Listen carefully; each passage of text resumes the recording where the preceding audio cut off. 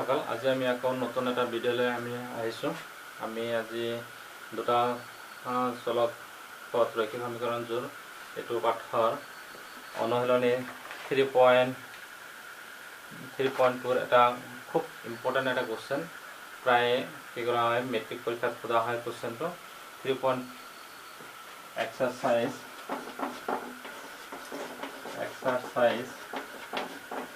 3.2 আমি 5 নম্বৰ অংক যেটো আছে আমাৰ 5 নম্বৰ যেটো অংক আছে আমি এই 5 নম্বৰ অংকলৈ আহিছোঁ। ইয়াতে মই অংকটো দেখাই দিছোঁ।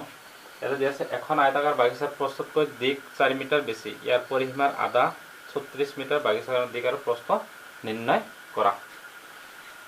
এতিয়া আমাৰ বাগিচাখন দিয়া আছে, আয়তাকাৰ বাগিচা দিয়া আছে, ইয়াৰ দিক আৰু প্ৰস্থৰ কথা উল্লেখ নাই, খালি এটা কোৱেশ্চন এটা দিয়া আছে কি প্ৰস্থতকৈ দিক কিমান মিটাৰ বেছি, 4 মিটাৰ বেছি। অৰ্থাৎ এইটো যদি কি হয় x হয়, এইটো কি হ'ব x + 4।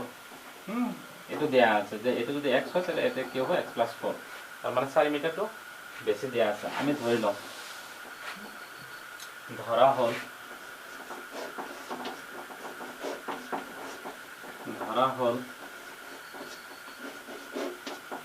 আয়তাকাৰ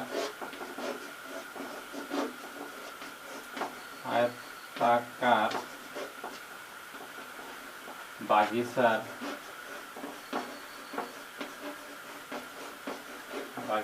প্ৰস্থ বুলি আমি ধৰি লওঁ। প্ৰস্থ ইকুৱেল টু x মিটাৰ বুলি আমি ধৰি ল'লোঁ। x মিটাৰ বুলি আমি ধৰি ল'লোঁ যে আয়তাকাৰ বাগিচাৰ প্ৰস্থ x মিটাৰ। এতে কি আয়তাকাৰ বাগিচাৰ দিক কি হ'ব, আমাৰ x + 4 বুলি ধৰিলেও হ'ব। সেইটো আমাৰ দিক কি হয় আমাৰ দিঘাত সমীকৰণলৈ গুচি যাব। গতিকে আমি কি কৰি ধৰি লওঁ, আমি এইটো y বুলি ধৰি লওঁ যে দিকটো আমাৰ কি দিয়া আছে y বুলি ধৰি লোৱা হওক যে y মিটাৰ বুলি ধৰা হওক যে y মিটাৰ, দিকটো y মিটাৰ। এতিয়া একৰ্ডিং টু কুৱেশ্চন কি দিয়া আছে আমাৰ, একৰ্ডিং টু কুৱেশ্চন প্ৰথম চৰ্তমতে দিয়া আছে যে দিকটো প্ৰস্থতকৈ কিমান মিটাৰ বেছি, 4 মিটাৰ। তেনেহ'লে y ইকুৱেল টু আমি কি লিখিব পাৰোঁ, আমি x + 4 লিখিব পাৰোঁ। বা এইটো যদি আমি উল্টাকৈ লিখি লওঁ তেতিয়া এনেকৈও লিখিব পাৰিম আমি যে দিগৰ লগত প্ৰস্থৰ লগত 4 মিটাৰ যোগ কৰিলে কিমান আমাৰ হ'ব, আমাৰ দিগৰ সমান হ'ব। এটা এটা হ'ব এনেকৈ আমি পাম।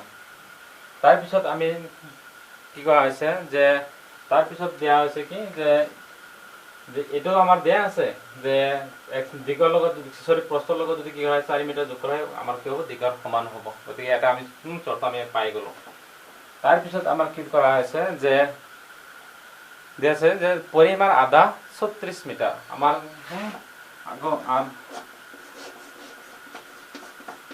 আকৌ আমাৰ আয়তৰ পৰিসীমাৰ সূত্ৰটো জানো আমি। পৰিসীমা কি আছিল আমাৰ 2 × দিক যোগ প্ৰস্থ, যে 2 × দিকটো হ'ল y প্লাছ প্ৰস্থটো হ'ল x। ইয়াৰ আধা হ'ব লগা হ'লে 2 ৰে হৰণ দিব লাগিব। এইটোতো আমাৰ কিমান দিয়া আছে 36 মিটাৰ বুলি আমাৰ দিয়া আছে। এই 2 দি কেনচেল হোৱাৰ লগে লগে আমি কি পাব পাৰোঁ, আমি ইয়াৰ পৰা যে x + y ইকুৱেল আমাৰ কিমান পাম, আমি 36 বুলি আমি পাম। যে পৰিসীমাৰ আধাটো আমাৰ কিমান দিয়া আছে, আমাৰ 36 দিয়া আছে। আমি এইটো আমি কি কৰোঁ 1 নম্বৰ সমীকৰণ বুলি আমি ধৰি লওঁ। এইটো আমি কি কৰোঁ, আমি 2 নম্বৰ সমীকৰণ বুলি আমি ধৰি লওঁ। 2 নম্বৰ সমীকৰণ, এই দুটা সমীকৰণ। গতিকে আমি এতিয়া ছাত্ৰ ছাত্ৰীসকল তোমালোকে কি কৰিব পাৰিবা, এতিয়া যিকোনো উপায়েৰে যিকোনো পদ্ধতি, যিহেতু আমি এক্সাৰচাইজ ইয়াতে কোনো পদ্ধতিৰ কথা উল্লেখ নাই, আমি কাৰণ দুটা চলকযুক্ত ৰৈখিক সমীকৰণ আমি কেইবা প্ৰকাৰে কি কৰিব পাৰোঁ, আমি সমাধান কৰিব পাৰোঁ, প্ৰতিস্থাপন কৰিব পাৰোঁ, বজ্ৰগণন কৰিব পাৰোঁ, তাৰপিছত অপনয়ন কৰিব পাৰোঁ, যিকোনো কৰিব পাৰোঁ। এতিয়া আমি যদি y ভেলুটো 1 নম্বৰৰ y ভেলুটো যদি আমি 2 নম্বৰত y ঠাইত বহাই দিওঁ, তেতিয়াহ'লে আমি এইখিনি যদি আমি কি কৰোঁ ইয়াতে বহাই দিওঁ, তেতিয়াহ'লে কি পাওঁ, আমি এটা সমীকৰণ পাওঁ। আমি লিখো এনেকৈ যে 1 নঙৰ y ৰ মান 2 নংত বহুৱাই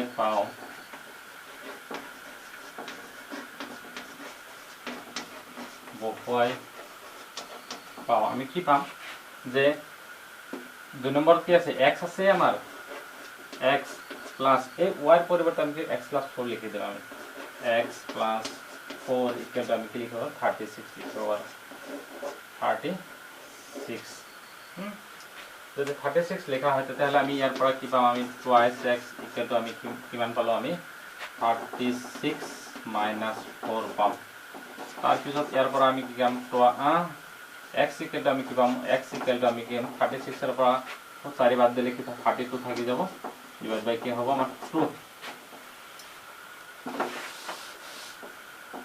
ইয়ার পর আমি কি পাবো আমি 2 এর যদি আমি কাটি দেই এটা 16 বার যাব গতিকে আমি 16 x এর মান তো আমি কিমান পালো আমি 16 পাই গল যে আমার মানে প্রস্থটো আমার কিমান পালো 16 মিটার বলি পালো এতে কি যে প্রস্থটো কিমান হবে আমার 16 মিটার এটা যদি আকো আমি কি করব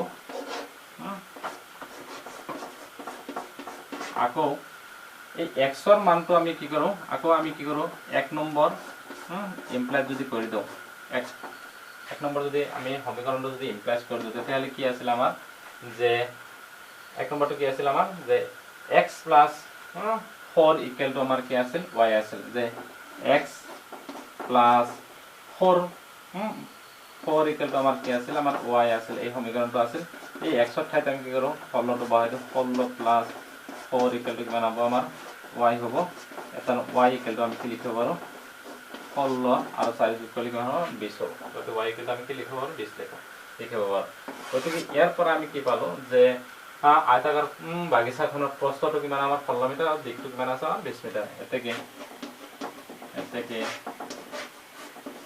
আয়তাকাৰ বাগিচাৰ প্রস্থটো আমার কিমান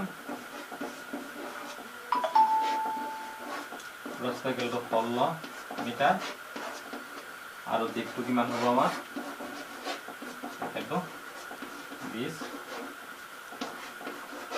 মিটার গতিকে এটা একদম সহজ অঙ্ক এটা কিন্তু পরীক্ষাত সুধে 2 মাৰ্কৰ কাৰণে আহে পরীক্ষা গতিকে